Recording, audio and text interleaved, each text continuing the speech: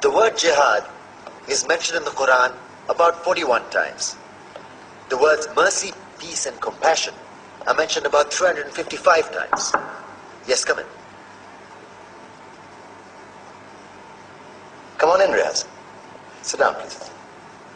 Yeah.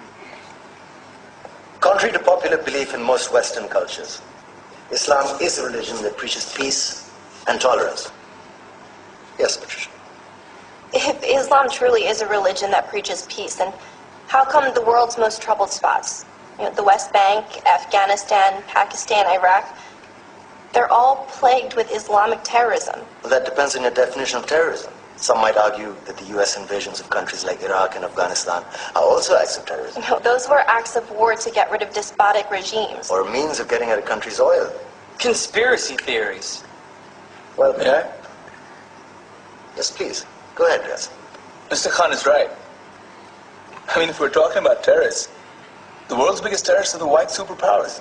Come on now. No, really, stop and think about it. Explain 9/11. Okay. Do you know how many people died in the Twin Towers strike? Around 3,000. And do you have any idea how many people died in the bombing of Afghanistan? Take a wild guess. More than 15,000 people died. And that's just conservative figures.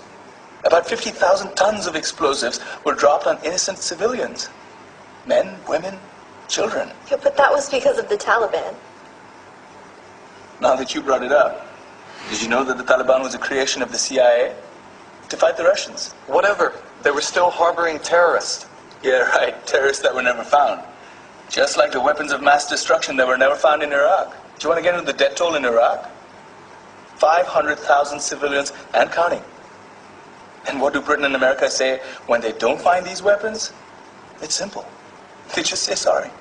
And still refuse to relinquish control of these countries. What are you trying to say? What I'm trying to say is that just because you're American, wear a fancy suit, and call yourself the president, doesn't make you any less of a terrorist. I'm saying that if you don't stop meddling in other people's countries, you will face a backlash. If Muslims like you feel that way, then why don't you get out of our country? We will. As soon as you promise to leave ours.